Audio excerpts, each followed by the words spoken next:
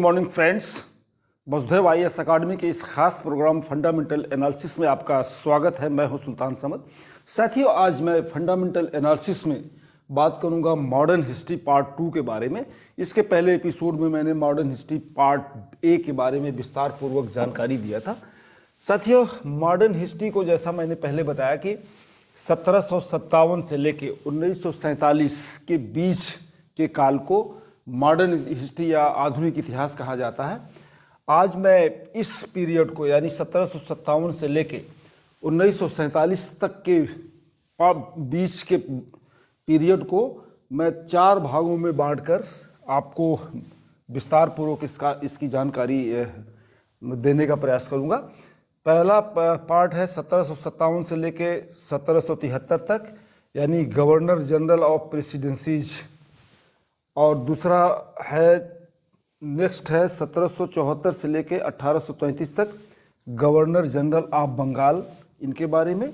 और थर्ड है 1834 से लेके 1858 यानी फर्स्ट 1857 के विद्रोह तक गवर्नर जनरल ऑफ इंडिया, इनके बारे में। और 1858 से लेकर 1947 तक वाइसराय ऑफ इंडिया, इनके बारे में गवर्नर्स क्या थे, बंगाल के गवर्नर क्या थे, गवर्नर जनरल ऑफ इंडिया क्या थे और वाइसराय क्या थे, इनके पीरियड में कौन कौन सी प्रमुख इवेंट्स घटनाएं हुई हैं, कौन सी पॉलिसी अपनाई गई, कौन से चेंजेज हुए, इनके बारे में हम आपको विस्तार पूर्वक जानकारी देंगे ताकि आप अच्छी तरह मॉडर्न इतिहास को यानी आधुनिक इतिहास को समझ सकें। जैसा कि मैंने पहले ही बताया था कि 14वीं-15वीं सदी से यूरोपियंस कंपनियों का भारत में आगमन होता है और पर्पस, इनका जो ऑब्जेक्टिव था वो था बिजनेस, खासकर कॉटन, सूती वस्त्रों का आयात करना था और स्पाइसेज, मसाले, इलायची, लौंग, इनकी भारी मांग थी यूरोपीय बाज़ारों में। इसी पर्पस से जो यूरोपियन कंट्रीज़ थे, खासकर उसमें पुर्तगीज, डच, ब्रिटिश, डेनिश और फ्रेंच, ये 5 यूरोपियंस पावर थे, यूरोपीय शक्तियाँ थी जो बारी बारी से भारतवर्ष में व्यापार करने के लिए आए थे। इसमें सबसे पहले पुर्तगीज थे, इसके बारे में मैं पहले विस्तार पूर्वक जानकारी दे चुका हूँ। यूरोपियंस में सबसे पहले 1498 ईस्वी में वास्को डी गामा आया था केरल में कालीकट के तट पर, यह भी व्यापार करने के लिए आया था। उसके बाद विलियम हॉकिंस था जो 1608 में जहांगीर के समय में, उस समय मुगल एम्परर था जहांगीर, उसके समय में ये व्यापार करने के लिए आया था। और नेक्स्ट 1615 में सर टॉमस रो, ये भी मुगल जहांगीर के दरबार में व्यापार करने के लिए आया था और इन लोगों ने एक फरमान प्राप्त किया था ऑर्डर बिजनेस करने के लिए भारतवर्ष में। तो ये रहा नटसेल में जो विदेशी शक्तियों का आगमन था। अब इनके जो आने का रीजन्स था, ऑब्जेक्टिव था, ये यूरोपियंस जो भारत में आए उनका पर्पस था मसाला, काली मिर्च, लौंग, इसकी यूरोपीय बाज़ारों में भारी मांग थी। इसी को इंपोर्ट करने के लिए, यहाँ से क्रय करने के लिए ये कंपनियाँ आती रहीं। और कपास, वस्त्र, स्थल मार्ग, सिल्क रूट, उस समय सिल्क रूट से ही व्यापार होता था जो चाइना से जाता था, चाइना से होते हुए और भारत के उत्तरी भाग से होते हुए सिल्क रूट जाता था। लेकिन ये काफ़ी कॉस्टली था और असुरक्षित भी था, इस पर लूटपाट होती थी, इसलिए समुद्री मार्ग अपेक्षाकृत सस्ता और सुरक्षित था। यूरोपियंस के भारत में आने का एक सबसे बड़ा रीज़न था कि उस समय समुद्री मार्ग की खोज हो चुकी थी और ये in the comparison of silk route या स्थल मार्ग से ये सस्ता था और सुरक्षित भी था। इस समय तक मैग्नेटिक कंपास, दिशा सूचक यंत्रों की भी खोज हो चुकी थी, ताकि इससे भारत में यूरोपियंस का आगमन आसानी से होता था। एस्ट्रोलैब, उन्नत जहाज, उस समय शिप, अच्छे तरीके से हाई क्वालिटी के शिप या मॉडर्न शिप बनाए जाने लगे थे, जिससे समुद्र मार्ग से आना इनको आसान हुआ। ये सब रीजन्स थे यूरोपियंस के भारत में आने का। अब देखते हैं कि भारत में जो कंपनियां आई, चाहे वो ईस्ट इंडिया कंपनी हो, चाहे डच ईस्ट इंडिया कंपनी हो, फ्रेंच ईस्ट इंडिया कंपनी हो, सभी लोगों ने व्यापार करने के उद्देश्य से ही आए थे। और यहाँ आने के बाद इन सारी शक्तियों ने, चाहे वो ब्रिटिशर्स रहे हों, चाहे डच रहे हों, चाहे फ्रांसीसी या डेन, पुर्तगीज, सब लोगों ने अपनी अपनी यहाँ कोठियाँ बनाई। और कोठियों को मैंने पिछले एपिसोड में विस्तार से बनाया था कि एक कोठी का मतलब बिल्डिंग नहीं था, कोठी को फैक्ट्री भी कहा जाता था।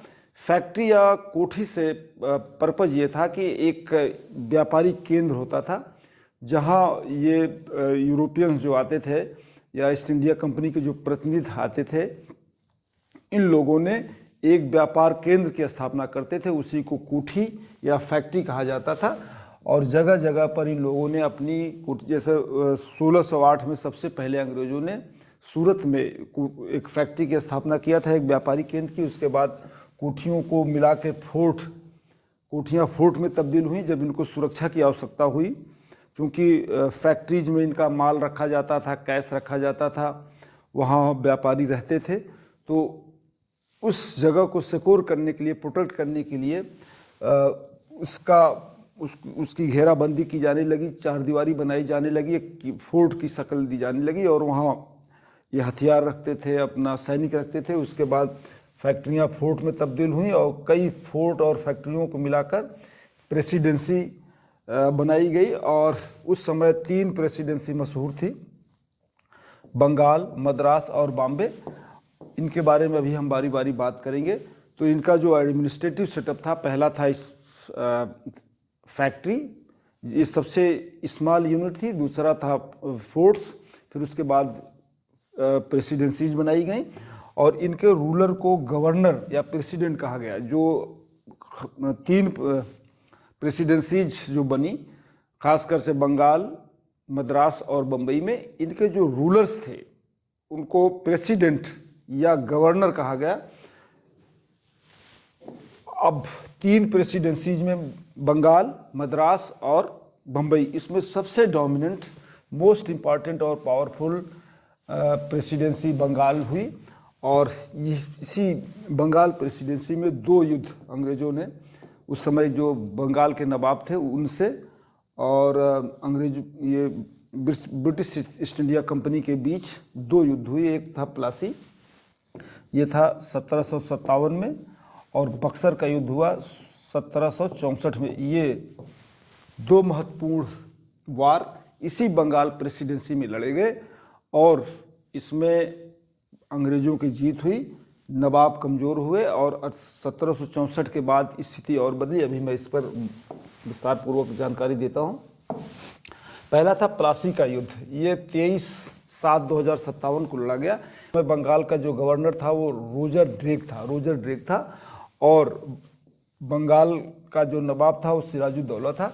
इसी रोजर ड्रेक और बंगाल के नवाब सिराजुद्दौला के बीच 1757 में प्लासी का युद्ध हुआ था, जिसका सैन्य नेतृत्व रॉबर्ट क्लाइव कर रहा था। गवर्नर रोजर कूर ड्रेक था, लेकिन इसका जो सैनिक अधिकारी था वो रॉबर्ट क्लाइव था। और इसमें बुरी तरह इस युद्ध में सिराजुद्दौला पराजित होता है। फिर उसके बाद रॉबर्ट क्लाइव को ही बंगाल का गवर्नर नियुक्त किया जाता है, गवर्नर ऑफ बंगाल। यानी पहले जो रोजर ड्रेक था उसको इस जीत के बाद, चूंकि रॉबर्ट क्लाइव सेना का नेतृत्व कर रहा था और इससे खुश होकर ब्रिटिश ईस्ट इंडिया कंपनी ने रोजर ड्रेक की जगह रॉबर्ट क्लाइव को 1757 में बंगाल का गवर्नर नियुक्त किया जाता है।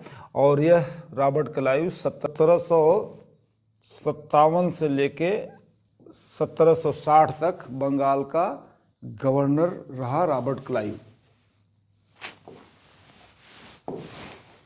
फिर नेक्स्ट आता है बक्सर का युद्ध। ये काफ़ी इम्पोर्टेंट है। इस युद्ध में अंग्रेज़ों की ओर से नेतृत्व कर रहा था हेक्टर मुनरो सेना का नेतृत्व कर रहा था, और दूसरी तरफ बंगाल के नवाबों की तरफ से मीर कासिम था उस समय बंगाल का नवाब, और इसकी तरफ से शुजाउद्दौला जो अवध का नवाब था। ये भी अवध प्रांत भी उस समय डोमिनेंट था। मीर कासिम की मदद में शुजाउद्दौला अवध का नवाब ये भी लड़ रहा था, और शाह आलम द्वितीय जो उस समय मुगल सम्राट था दिल्ली में, उस समय शाह आलम द्वितीय था। ये तीनों शक्तियां मिलकर अंग्रेजों से लड़ रही थी। लेकिन इस युद्ध में 1764 के बक्सर युद्ध में तीनों शक्तियों को अंग्रेजों ने पराजित कर दिया एक साथ, मीर कासिम को भी, शुजाउद्दौला को भी और शाह आलम को भी। और इसका जो इम्पैक्ट हुआ वो बेहद घातक हुआ। इस युद्ध में अंग्रेजों की निर्णायक विजय होती है। और 1765 एडी में एक इलाहाबाद की संधि होती है, काफ़ी महत्वपूर्ण है, एग्जाम्स में अक्सर पूछा जाता है। और इस संधि के बाद कंपनी को, यानी ब्रिटिश ईस्ट इंडिया कंपनी को, बंगाल, बिहार और उड़ीसा की दीवानी दे दी गई। दीवानी से मुराद उस समय था जो लैंड रेवेन्यू था, भू राजस्व कर था, उसको वसूलने का अधिकार इस इलाहाबाद की संधि के द्वारा ईस्ट इंडिया कंपनी को दे दी गई। और मुगल सम्राट अब कंपनी पर आश्रित हो गया। और कंपनी उस समय 1764 के युद्ध में कंपनी एक महत्वपूर्ण शक्ति के रूप में उभरती है, और यहीं से अंग्रेज वास्तविक शासक बने। इस तरह से बक्सर का युद्ध एक निर्णायक युद्ध था। इसमें अंग्रेजों ने, यानी ब्रिटिश ईस्ट इंडिया कंपनी ने, एक साथ 3 महत्वपूर्ण शक्तियों को पराजित कर पूरी तरह से बंगाल पर कब्जा कर लिया।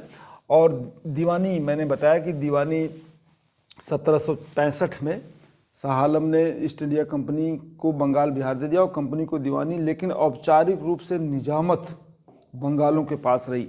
यहीं से ड्यूल सिस्टम, द्वैत शासन प्रणाली की स्थापना होती है। द्वैत शासन प्रणाली को मैं आगे बताऊंगा। दीवानी मिलने के बाद जो टैक्स था, लैंड रेवेन्यू था, वो उसके वसूलने का अधिकार ब्रिटिश ईस्ट इंडिया कंपनी को मिला। इससे कंपनी की आर्थिक स्थिति और मजबूत होती गई, और इसके बड़े सारे कॉन्सिक्वेंसेज हुए। कंपनी ने जमींदारी व्यवस्था भी शुरू किया ताकि जमींदारों से एक मुश्त टैक्स लिया जा सके और जमींदार किसानों से राजस्व वसूलते रहें। और इसमें ड्यूल सिस्टम, मैं अभी बताता हूँ उसको आगे। ड्यूल सिस्टम क्या था? व्यवहारिक रूप से कंपनी अब राजस्व सीधे वसूल सकती थी। राजस्व, मैंने बताया, लैंड रेवेन्यू सीधे वसूल सकती थी। नवाब अब केवल नाम मात्र का शासक रह गया। कंपनी ने सेना और प्रशासन उसी आय से चलाते थे जो आय होती थी। पावर विदाउट रिस्पॉन्सिबिलिटी, यानी अंग्रेजों के पास इनकी आर्थिक स्थिति मजबूत हुई, राजस्व वसूलने का इनको अधिकार मिला था। लेकिन जो लॉ एंड ऑर्डर था, निजामत थी, जिसको निजामत का मतलब जो प्रशासनिक व्यवस्था थी, वो काम नवाब द्वारा ही किया जाता था। यानी जो इस तरह से नवाब आर्थिक रूप से कमज़ोर होते गए और कंपनी आर्थिक रूप से मजबूत होती गई। अब हम बात करते हैं जो फर्स्ट पार्ट था मॉडर्न हिस्ट्री का, 1757 से लेके 1774 तक। इस बीच बंगाल का गवर्नर, जो चूंकि प्लासी और बक्सर के युद्ध के बाद बंगाल प्रेसिडेंसी काफ़ी मजबूत हो गई थी, एक तरह से Bengal presidency power of centre बन गई। और जो दूसरी प्रेसिडेंसी थी उस समय, जो नेक्स्ट प्रेसिडेंसीज थी, मद्रास प्रेसिडेंसी और मुंबई प्रेसिडेंसी, वो भी कुछ हद तक इसके अधीन हो गई थी बंगाल प्रेसिडेंसी के। और जो पहला प्लासी युद्ध के बाद मैंने बताया कि 1757 में रॉबर्ट क्लाइव, जो सैन्य नेतृत्व कर रहा था, सेना का नेतृत्व प्लासी के युद्ध में, उसको 1757 से लेकर 1760 तक गवर्नर जनरल बनाया गया। फिर उसके गवर्नर बनाया गया बंगाल का। फिर उसके बाद हेनरी वेनिस्टार्ट बना गवर्नर बंगाल का 1760 से लेकर 1764 तक। फिर उसके बाद बक्सर का युद्ध इसी के पीरियड में होता है। फिर उसके बाद क्लाइव को 1765 से 1767 तक दोबारा बंगाल का गवर्नर नियुक्त किया जाता है। फिर उसके बाद वेरल स्टेट, ये 1767 से लेकर 1769 तक। फिर कर्टियर बनता है 1769 से लेकर 1772 तक। इसके पीरियड में 1770 में एक भयानक अकाल आता है, फेमाइन, इसके बारे में बताएंगे, लाखों लोग मारे गए थे। फिर उसके बाद वारेन हेस्टिंग गवर्नर बंगाल का नियुक्त किया जाता है 1772 से लेकर 1773 तक। इसके पीरियड में रेगुलेटिंग एक्ट पारित होता है। और इसी को रेगुलेटिंग एक्ट के बाद जो गवर्नर था बंगाल का, अब इसको गवर्नर जनरल पद दे दिया गया, गवर्नर जनरल ऑफ बंगाल। अभी तक क्या होता था, 1774 तक बंगाल का गवर्नर सिर्फ गवर्नर कहा जाता था, जो इसका इंचार्ज होता था बंगाल प्रेसिडेंसी का। अब रेगुलेटिंग एक्ट के द्वारा गवर्नर को गवर्नर जनरल बना दिया गया इस पद को। अब इसके बाद गवर्नर के बाद 1774 से गवर्नर जनरल कहा जाने लगा और पहला गवर्नर जनरल वारेन हेस्टिंग को नियुक्त किया गया। अब देखते हैं कि रेगुलेटिंग एक्ट 1973 में क्या व्यवस्था थी। इसका जो मेजर प्रोविजन था, मैंने बताया कि अब गवर्नर ऑफ बंगाल को गवर्नर जनरल ऑफ बंगाल कहा जाने लगा। अर्लियर 3 प्रेसिडेंसीज जो थी, बंगाल, मद्रास और Bombay, each had governor. By this act, regulating act, और 1773 से governor general Bengal for all presidency, यानी गवर्नर जनरल ऑफ बंगाल जो है सभी प्रेसिडेंसीज के लिए एक हो गया। और अब नाम मात्र की जो प्रेसिडेंसीज थी, बंगाल, बिहार और बॉम्बे, उनको नाम मात्र का अधिकार प्राप्त रहा। अब देखते हैं कि गवर्नर जनरल ऑफ बंगाल, अब दूसरा जो टेन्योर शुरू होता है, नेक्स्ट पार्ट हमने बताया कि 1774 से लेके 1833 तक, 1833 तक अब बंगाल के गवर्नर को गवर्नर जनरल कहा जाने लगा। और इसमें Warren Hastings, Lord Cornwallis, John Shore, इसको चाहे आप नोट कर लीजिए, और George Barlow, George milord Minto, Lord Hastings, John Adam, और इस तरह से लॉर्ड विलियम बेंटिक, ये 1828 से लेकर 1835 तक। और 1833 के चार्टर एक्ट, एक चार्टर एक्ट ब्रिटिश पार्लियामेंट में पारित होता है। इसके बाद गवर्नर जनरल को, जो गवर्नर जनरल ऑफ बंगाल था, उसका नाम बदलकर गवर्नर जनरल ऑफ इंडिया रख दिया गया। यानी 1833 में चार्टर एक्ट के पारित होने के बाद, चार्टर एक्ट ब्रिटिश पार्लियामेंट में पारित किया गया था, इनेक्ट किया गया था। और इसी चार्टर एक्ट 1833 को पास करने के बाद जो बंगाल का गवर्नर जनरल कहा जाता था, अब उसे गवर्नर जनरल ऑफ इंडिया कहा जाने लगा। और यहीं से एक सेंट्रल पावर की शुरुआत होती है। बंगाल जो उस समय एक पार्शियल था, एक पक्षी शासन जहां से होता था, अब गवर्नर जनरल ऑफ इंडिया पद के सृजन के बाद गवर्नर जनरल पूरे भारत का गवर्नर जनरल होने लगा। पहले गवर्नर जनरल ऑफ बंगाल तक ही सीमित था। और 1833 charter act, governor general of India, ये पद सृजन किया गया।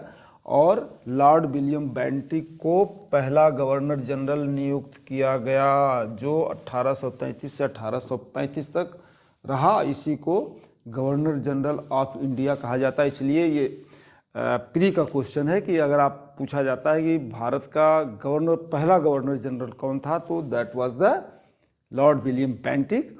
और बंगाल का गवर्नर जनरल कौन था? वारेन हेस्टिंग, पहला गवर्नर जनरल। अब देखते हैं कि गवर्नर जनरल, ये पार्ट 3 था, जो मैंने बताया कि 1833 से 1858 तक के पार्ट को गवर्नर जनरल ऑफ इंडिया, इसमें लॉर्ड विलियम बेंटिक पहला गवर्नर जनरल हुआ। फिर सर चार्ल्स मेटकॉफ हुए, फिर उसके बाद लॉर्ड ऑकलैंड हुए, फिर उसके बाद लॉर्ड एडिनबरा, फिर उसके बाद लॉर्ड हार्डिंग, नेक्स्ट थे लॉर्ड डलहौजी, और लास्ट थे लॉर्ड कैनिन। इनके पीरियड में एक इंडिया गवर्नमेंट एक्ट बनता है। और इसी के बाद यानी 1858 के बाद भारत के गवर्नर जनरल को वायसराय कहा जाने लगा 1858 में। इस पर हम बातचीत करते हैं।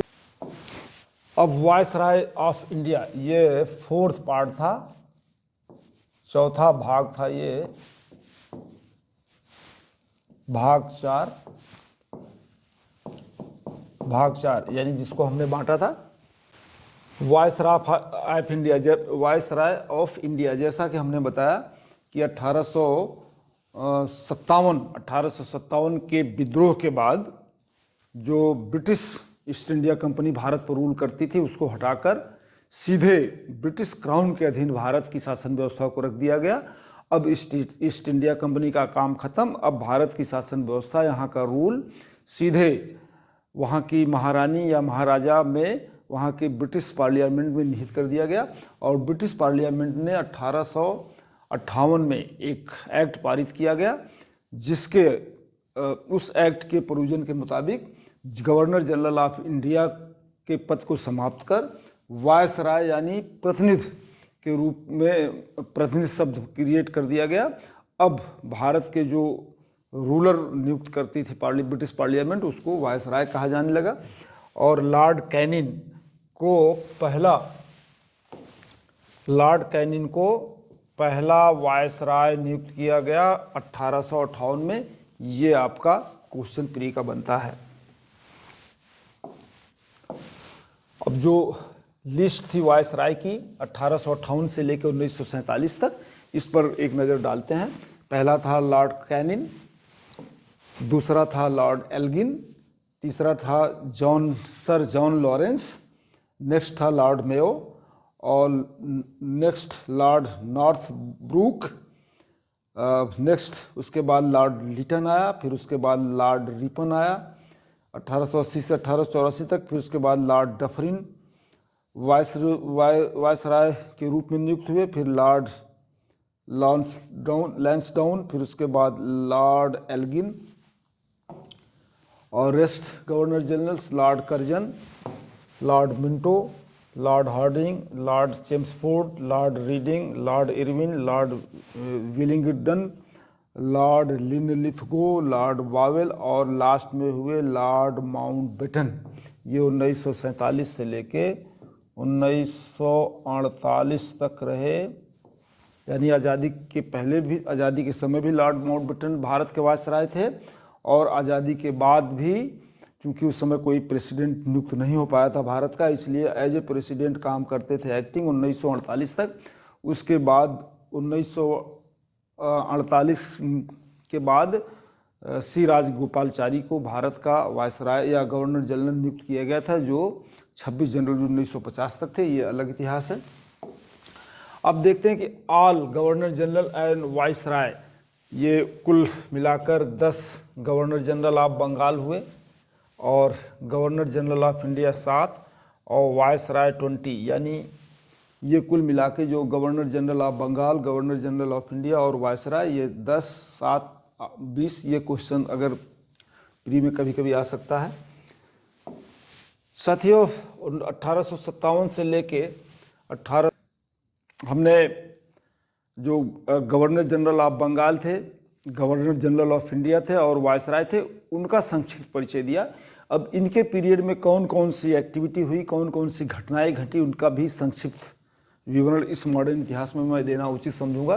पहला पार्ट आपका मैंने बताया कि 1757 से लेके 1774 तक इनको बंगाल प्रेसिडेंसी, जो उस समय महत्वपूर्ण थी, इनको बंगाल का गवर्नर कहा गया।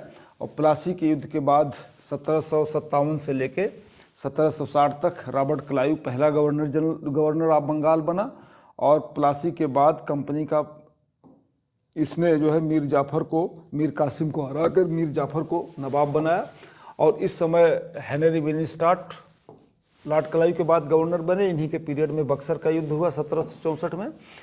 और दीवानी और द्वैध जब 1765 से लेके 1765 में रॉबर्ट क्लाइव को दोबारा बंगाल का गवर्नर नियुक्त किया जाता है, और जो 1767 यानी 2 साल तक था, इसने ही दीवानी मामले प्राप्त किए थे। इसके पीरियड में ही दीवानी मामला, मैंने पहले बताया था कि दीवानी और निजामत 2 तरह के मामले थे। इसने ड्यूल सिस्टम की स्थापना किया था।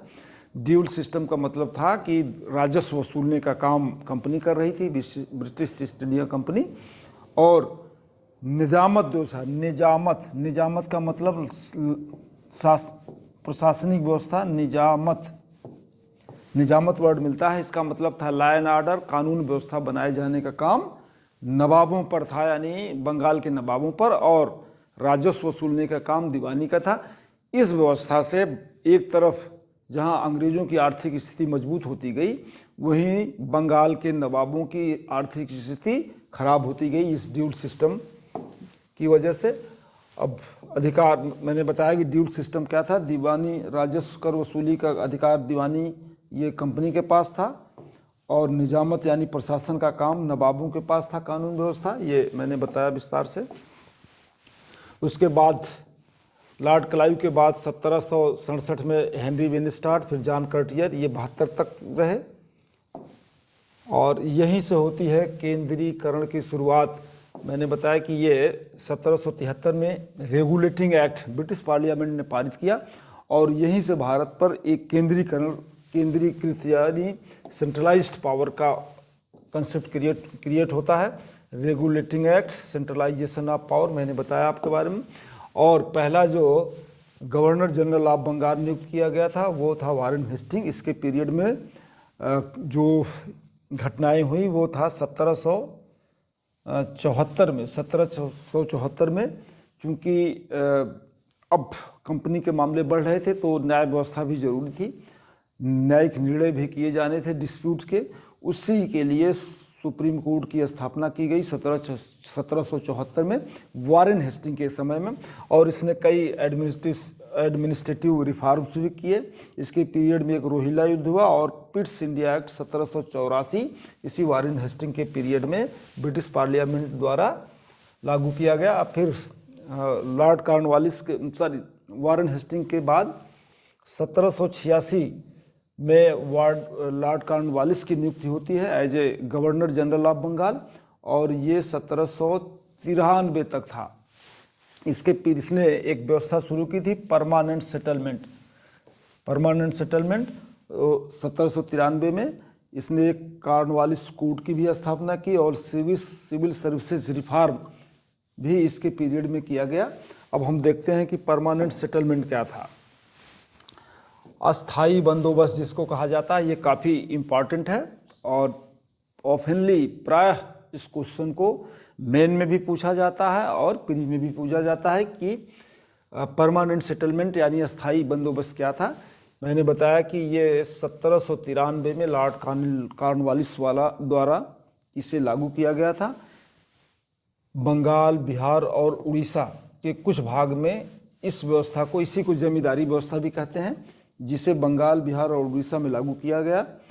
और अस्थाई बंदोबस्त का मतलब होता है कि सरकार ने जमींदारों से कर वसूल करने वाले भूमि कर को अस्थाई रूप से निश्चित कर दिया। यानी पहले क्या था कि कंपनी जब 1764 में दीवानी मामले कंपनी को प्राप्त हुए तो कंपनी सीधे किसानों से टैक्स वसूलती थी, और इससे टैक्स क्या था, भू राजस्व कर था। लेकिन इससे टैक्स वसूलने में दिक्कत होती थी, 1 by 1 किसान उस समय गरीब थे, उनको बहुत ज़्यादा उनके साथ अत्याचार पूर्वक वसूला जाता था, लेकिन ये कार्य बड़ा टफ था। इसीलिए लॉर्ड कॉर्नवालिस ने सीधे किसानों से टैक्स वसूलने के बजाय, भू राजस्व वसूलने के बजाय जगह जगह जमींदारों की व्यवस्था कर दी, ताकि जमींदार उन किसानों से टैक्स वसूलते थे, और जमींदार टैक्स वसूल कर एक निश्चित रकम निश्चित कर दी जाती थी भूभाग के लिए, और वो जो रकम डिसाइड कर दी जाती थी अमाउंट, उसी अमाउंट को अंग्रेज़ों को, जमींदारों को देना पड़ता था। इसी को बंदोबस्त कहते थे। इसका मतलब था कि सरकार को हर वर्ष निश्चित राशि मिलती थी, एक धनराशि मिलती थी, चाहे किसान की आय घटे या बढ़े, चाहे अकाल हो, भूखमरी हो, सूखा हो, लेकिन जमींदारों को जो अमाउंट टैक्स का निश्चित रहता था देने के लिए, उसको देना ही पड़ता था। और उसको देने के लिए जमींदार किसानों को काफ़ी प्रताड़ित करते थे, उनके साथ अत्याचार करते थे, क्रूअल्टी करते थे, और उनसे पैसा वसूल कर अंग्रेजों, ब्रिटिश कंपनी को देते थे, ईस्ट इंडिया कंपनी को। जमींदार, अब इसकी क्या परमानेंट सेटलमेंट यानी अस्थाई बंदोबस्त की क्या खासियत थी, विशेषताएं। अब जमींदारों को भूमि का मालिक मान लिया गया, उन्हें एक निश्चित राजस्व हर साल सरकार को देना होता था। समय पर कर न देने पर जमीन नीलाम कर दी जाती थी। सरकार ने भविष्य में कर न बढ़ाने का वादा किया था, लेकिन ये बकवास था, कभी भी बढ़ाते देते थे। यह व्यवस्था जमींदारी व्यवस्था को मजबूत किया, इसी को जमींदारी व्यवस्था कहा जाता है। लॉर्ड कॉर्नवालिस के बाद फिर 1793 में जॉन शोर की नियुक्ति होती है। इसने पॉलिसी ऑफ नॉन इंटरवेंशन को अपनाया, यानी हस्तक्षेप की नीति, जॉन शोर। और उसके बाद आता है लॉर्ड वेलेस्ली, 1798 में इसकी नियुक्ति होती है और यह 1805 तक रहा, 1805 तक। इसने एक सब्सिडियरी अलायंस की शुरुआत किया, यानी सहायक संधि प्रणाली, इसी को कहते हैं सहायक संधि प्रणाली, सब्सिडियरी अलायंस। और इसके द्वारा इसके पीरियड में चौथा मैसूर युद्ध हुआ और मराठा युद्ध भी हुआ। चौथा मैसूर युद्ध और मराठा युद्ध, ये इसके पीरियड की, यानी लॉर्ड वेलेस्ली के टाइम की इम्पोर्टेंट इवेंट्स हैं। सब्सिडियरी अलायंस का मतलब क्या होता है? सहायक संधि प्रणाली का मतलब यह एक ऐसी संधि जिसमें भारतीय राज्य ब्रिटिश संरक्षण स्वीकार करते थे और बदले में अपनी स्वतंत्रता खो बैठते थे। यानी इस सब्सिडियरी अलायंस के अंडर में जो इस इंडियन स्टेट्स थे, भारतीय रियासतें थीं, ये एक तरह से ब्रिटिश यानी कंपनी की अधीनता स्वीकार कर लेती थी और इसकी मुख्य शर्तें थी। इसको बहुत ज़्यादा विस्तार हो जाएगा। उसके बाद आया जॉर्ज बार्लो, ये गवर्नर जनरल ऑफ बंगाल, इससे बनाया गया। फिर उसके बाद लॉर्ड मिंटो आए, इनके पीरियड में ट्रीटी ऑफ अमृतसर होती है, कोई खास नहीं रहा इनका कार्यकाल। फिर लॉर्ड हेस्टिंग को 1813 में गवर्नर जनरल बनाया गया बंगाल का, और इसके पीरियड में एंग्लो मराठा वार होता है। फिर उसके बाद इसने एक्सपेंशन पॉलिसी को अपनाया और प्रेस पर नियंत्रण लगाया। जो सबसे इम्पॉर्टेंट इवेंट्स थी लॉर्ड हेस्टिंग के पीरियड में, वो थी कंट्रोल ऑफ प्रेस। फिर उसके बाद जॉन एडम को भारत गवर्नर जनरल नियुक्त किया गया। इसने भी प्रेस पर तरह तरह के रिस्ट्रिक्शन इम्पोज किए। फिर उसके बाद लॉर्ड एमहर्स्ट आए, ये फर्स्ट एंग्लो बर्मा वार इनके पीरियड में हुआ। फिर नेक्स्ट लॉर्ड विलियम बेंटिक, ये काफ़ी इम्पॉर्टेंट है। इनके पीरियड में कई अमेंडमेंट हुए। सती प्रथा का पहले एबोलिशन ऑफ सती प्रथा इनके पीरियड में समाप्त की गई। फिर चार्टर एक्ट पारित हुआ 1863 में। और एडुकेशन, विलियम बेंटिक ने एडुकेशन यानी शिक्षा के क्षेत्र में काफ़ी सुधार किया, तो इनके कार्य को लॉर्ड विलियम बेंटिक के टेन्योर को सुधारों का कार्यकाल कहा जाता है इसीलिए। इसके बाद लॉर्ड मेटकॉफ 1835 से इन्होंने प्रेस को फ्री कर दिया, यानी लॉर्ड मेटकॉफ ने ही फ्रीडम ऑफ प्रेस को बहाल किया। फिर उसके बाद लॉर्ड ऑकलैंड की नियुक्ति होती है गवर्नर जनरल ऑफ इंडिया के रूप में। इनके पीरियड में फर्स्ट अफगान वार होता है। फिर लॉर्ड एलिनबरा के पीरियड में सिंध का विलय ब्रिटिश भारत में होता है। फिर उसके बाद लॉर्ड हार्डिंग, फर्स्ट सिख वार इनके पीरियड में होती है।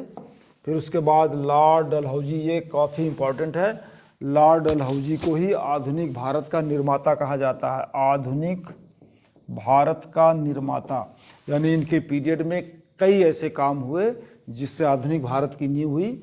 उसमें सबसे पहले इन्होंने डॉक्ट्रिन ऑफ लैप्स, विलय की नीति को अपनाया, यानी कई राज्यों को कुछ शर्तों पर जो इंडियन रियासतें थीं उनका विलय किया। और इनके पीरियड में रेलवे की स्थापना हुई, रेलवे की नींव पड़ी। टेलीग्राफ की स्थापना हुई, रेलवे, टेलीग्राफ। डाक व्यवस्था में सुधार लाया गया, डाक व्यवस्था इनके पीरियड में स्थायी हुई। इसीलिए लॉर्ड डलहौजी को आधुनिक भारत का निर्माता कहा जाता है इन्हीं कारणों से। और फिर इसके बाद आते हैं लॉर्ड कैनिंग, इनकी नियुक्ति गवर्नर जनरल ऑफ इंडिया के रूप में 1856 में होती है। और इन्हीं के पीरियड में एक 1857 का विद्रोह होता है जिसे first independence war of India कहा जाता है, या म्यूटनी सिपाही कहा जाता है, भारत का विद्रोह कहा जाता है। और इनके पीरियड में गवर्नमेंट ऑफ इंडिया एक्ट 1858 पारित होता है, जिसके कारण इसी एक्ट के प्रोविजन के मुताबिक भारत से ईस्ट इंडिया कंपनी को समाप्त कर दिया जाता है और भारत की शासन व्यवस्था को सीधे ब्रिटिश क्राउन में निहित कर दिया जाता है इसी एक्ट के द्वारा। ऐसा इसलिए हुआ था कि 1857 के विद्रोह में अंग्रेजों ने भारतीय राजाओं को दबा तो दिया था, लेकिन उनको यह एहसास हो गया था कि अब भारत में बिना फूट डाले या सीधे कंपनी को हटाकर अगर सीधे भारत की शासन व्यवस्था ब्रिटिश क्राउन में निहित नहीं की गई तो अब इस पर बहुत दिन तक शासन करना मुश्किल होगा। और इसी 1857 के बाद जो मुग़ल पीरियड था उसका समापन होता है।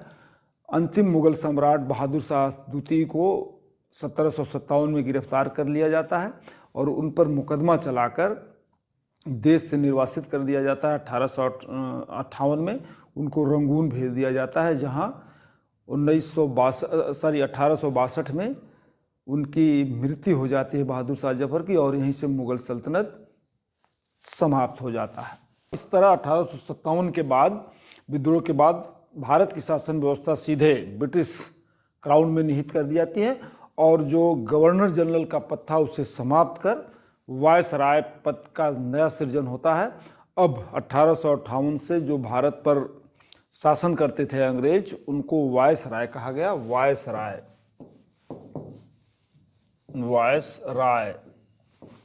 कहा गया। और लॉर्ड कैनिन को पहला वायसराय नियुक्त किया गया और उसके बाद 1862 में लॉर्ड कैनिन के बाद लॉर्ड एल्गिन भारत के वायसराय नियुक्त किए गए। इनके पीरियड में कोई खास इवेंट्स या कोई खास घटना नहीं हुई। इसके बाद सर जॉन लॉरेंस आए और फॉरेन पॉलिसी में इन्होंने रिफॉर्म किया। उसके बाद लॉर्ड मेयो 1869 में इनकी नियुक्ति होती है और इन्हें फाइनेंशियल रिफॉर्म के लिए जाना जाता है, बट कोई खास नहीं रहा। फिर उसके बाद था लॉर्ड नॉर्थब्रुक, इनकी ये 1872 से लेकर 1876 तक भारत के वायसराय रहे। इनके पीरियड में कोई ऐसी सिग्निफिकेंट इवेंट नहीं हुई। फिर इसके बाद लॉर्ड रिपन, ये इम्पोर्टेंट इनका टेन्योर रहा। इन्हें 1880 में नियुक्त किया गया, जो 1884 तक भारत के वायसराय रहे। इनको लोकल सेल्फ गवर्नमेंट, स्थानीय प्रशासन को डेवलप करने का श्रेय लॉर्ड रिपन को जाता है। और इनके पीरियड में एक इल्बर्ट बिल पारित हुई थी 1880 के आसपास। तो ये लॉर्ड रिपन के कार्यकाल को लोकल सेल्फ गवर्नमेंट को क्रिएट करने के लिए और बढ़ावा देने के लिए और इल्बर्ट बिल पास होने के लिए जाना जाता है। उसके बाद लॉर्ड डफरिन की 1884 में वायसराय के रूप में नियुक्त होती है और इन्होंने formation of Indian national Congress, इन्हीं के पीरियड में भारतीय राष्ट्रीय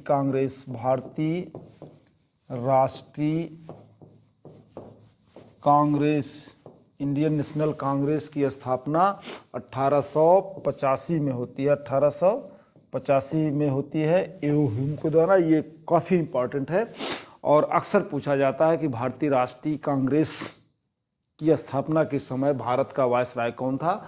तो answer is the Lord Dufferin. ये आप याद कर लीजिए, ये काफ़ी इंपॉर्टेंट क्वेश्चन है। फिर उसके बाद लॉर्ड लैंसडाउन की नियुक्ति होती है, जो 1888 से 94 तक। इनके पीरियड में इंडियन काउंसिल एक्ट 1892 पारित किया गया था ब्रिटिश पार्लियामेंट के द्वारा। उसके बाद लॉर्ड एल्गिन, इनके पीरियड में कोई खास इवेंट्स नहीं रही। फिर लॉर्ड कर्जन, ये काफ़ी इंपॉर्टेंट है। लॉर्ड कर्जन, जैसे लॉर्ड वारन हेस्टिंग था, लॉर्ड डलहौजी था, लॉर्ड वेलेस्ली थे, उसी तरह लॉर्ड कर्जन काफ़ी इंपॉर्टेंट थे। और इनकी नियुक्ति 1899 में होती है as a viceroy of India और 1905 तक, लगभग 6 साल तक ये भारत के वायसराय रहे। इनके पीरियड में जो सबसे महत्वपूर्ण इवेंट्स होती है वो था पार्टीशन ऑफ बंगाल, यानी बंगाल को उस समय 2 भागों में बांट दिया गया था। भारतीय इंडियन नेशनल मूवमेंट को रोकने के लिए या भारतीयों की लड़ाई को कमज़ोर करने के लिए उनमें पार्टीशन कर दिया गया था और इसका भारी विरोध हुआ, जिसके कारण बाद में 1911 के आसपास पार्टीशन को निरस्त करना पड़ा। इस लॉर्ड कर्जन के पीरियड में यूनिवर्सिटीज़ एक्ट पारित किया गया। इसी के द्वारा इंडिया में कई जगहों पर यूनिवर्सिटीज स्थापित की गई थी और पुलिस कमीशन का गठन हुआ था। तो लॉर्ड कर्जन को partition of Bengal universities act के लिए और पुलिस कमीशन स्थापित करने के लिए इनको जाना जाता है। इसके बाद है लॉर्ड मिंटो, 1905 से लेकर 1910 तक। मार्ले मिंटो, इनके पीरियड में मार्लो मिंटो एक सुधार हुआ था जिसे मार्लो मिंटो कहा जाता है। मिंटो के बाद 1910 में लॉर्ड हार्डिंग को गवर्नर वाइसराय के रूप में नियुक्त किया जाता है 1910 में, और ये 1916 तक रहे। इनके पीरियड में ही दिल्ली से कैपिटल, कलकत्ता से दिल्ली कैपिटल, भारत की जो राजधानी थी उसे कलकत्ता से कहाँ शिफ्ट किया गया था? दिल्ली। कब किया गया था? 1911 में। ये इंपॉर्टेंट क्वेश्चन है लॉर्ड हार्डिंग के पीरियड में। फिर उसके बाद लॉर्ड चेम्सफोर्ड की नियुक्ति होती है 1916 में, जिन्हें मॉन्टेग्यू चेम्सफोर्ड रिफॉर्म्स के लिए जाना जाता है। और इन्हीं के पीरियड में गवर्नमेंट ऑफ इंडिया एक्ट 1919 पारित किया जाता है। 1919 का एक्ट ये काफ़ी महत्वपूर्ण है। और इन्हीं के पीरियड में रौलट एक्ट, जलियांवाला हत्याकांड, जलियांवाला बाग और मासकर हुआ था, चौरी चौरा कांड हुआ था, ये चेम्सफोर्ड इस मामले में काफ़ी इम्पोर्टेंट माने जाते हैं। फिर उसके बाद लॉर्ड रीडिंग 1921 से लेकर 26 तक, इनके पीरियड में कोई विशेष इवेंट्स नहीं हुई। फिर लॉर्ड इरविन ये भी काफ़ी इम्पोर्टेंट वायसराय माने जाते हैं। इनकी नियुक्ति 1926 में हुई थी और 1931 तक भारत के वायसराय रहे। इनके पीरियड में गांधी इरविन पैक्ट होता है, समझौता होता है, और राउंड टेबल फर्स्ट गोल मेज सम्मेलन इन्हीं के पीरियड में होता है लंदन में। फिर उसके बाद लॉर्ड विलिंगटन, इनकी नियुक्ति 1931 में होती है और 36 तक ये वायसराय के रूप में रहे। सिविल डिसओबीडियंस सप्रेशन, यानी इन्हीं के पीरियड में सविनय अवज्ञा आंदोलन, सिविल डिसओबीडियंस मूवमेंट चलाया गया था और इन्होंने समझौता कराया था।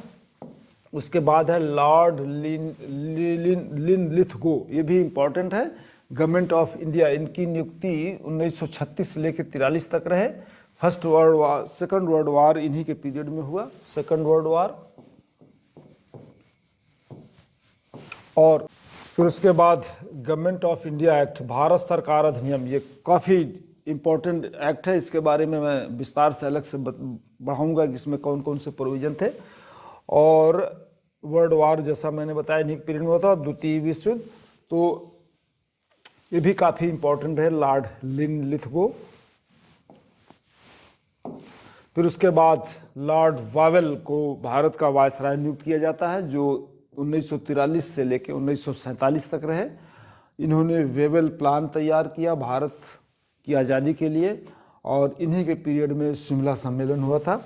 और लास्ट में आते हैं लॉर्ड माउंटबेटन, इनकी नियुक्ति 1947 लॉर्ड होती है और इन्हीं के पीरियड में भारत का बंटवारा होता है, भारत का पार्टीशन, भारत का बंटवारा होता है। इसीलिए लॉर्ड माउंटबेटन का टेनोर काफ़ी इम्पोर्टेंट है। Indian independence act British parliament द्वारा पारित किया जाता है 1947 में, और इसी इंडिपेंडेंस एक्ट के द्वारा भारत को दो भागों में, पाकिस्तान और इंडिया के रूप में पार्टीशन कर दिया जाता है माउंटबेटन प्लान के द्वारा। तो इस तरह आपने देख लिया कि 1757 से लेके 1947 तक किस तरह की व्यवस्था थी। पहले 1757 तक जो प्रेसिडेंसीज थी, 3 प्रेसिडेंसीज, उसमें बंगाल, मद्रास और मुंबई थी। इनके गवर्नर्स को, इनके रूलर्स को गवर्नर कहा जाता था या प्रेसिडेंट कहा जाता था। उसके बाद 1764 में 1757 से लेके 1773 तक व्यवस्था चलती रही कि हर प्रेसिडेंसीज के अपने अपने प्रेसिडेंट या गवर्नर होते थे। उसके बाद 1773 में रेगुलेटिंग एक्ट ब्रिटिश पार्लियामेंट द्वारा पारित किया जाता है, और गवर्नर जनरल, जो गवर्नर्स होते थे उनको गवर्नर जनरल ऑफ बंगाल कहा जाने लगा इसी एक्ट के द्वारा। और ये व्यवस्था लगभग 1833 तक चलती रही। 1833 में एक नया कानून पारित किया गया जिसके द्वारा गवर्नर ऑफ बंगाल शब्द हटाकर गवर्नर जनरल ऑफ इंडिया पद का सृजन किया गया, जो 1858 तक चलता रहा और 1858 के बाद वायसराय पद का सृजन किया गया, जो 1947 तक चलता रहा। साथ ही इस तरह आप जो हमारे गवर्नर्स थे, गवर्नर जनरल्स थे, वायसराय थे, उनके बारे में कौन कौन सी इवेंट्स हुई, कौन कौन सी घटनाएं हुई, कौन कौन सी पॉलिसीज हुई और इनकी टाइमलाइन क्या थी, क्रोनोलॉजी क्या थी, इसके बारे में मैंने विस्तार पूर्वक जानकारी दिया। अगले एपिसोड में अब हम एक्चुअल हिस्ट्री के बारे में आपको बताएंगे डिफरेंट टॉपिक्स पर, जो सब तो नहीं लेकिन जो इम्पोर्टेंट टॉपिक्स हैं मॉडर्न हिस्ट्री के, उनके बारे में मैं आपको ज़रूर क्लास लूँगा, ताकि आपको सिविल सर्विसेज हो या कोई कॉम्पिटिटिव सर्विसेज हो, एग्जामिनेशन हो, उनमें आपको हेल्प मिल सके। Thank you. सुल्तान समद, वसुधैव IAS academy, Lucknow. Thank you.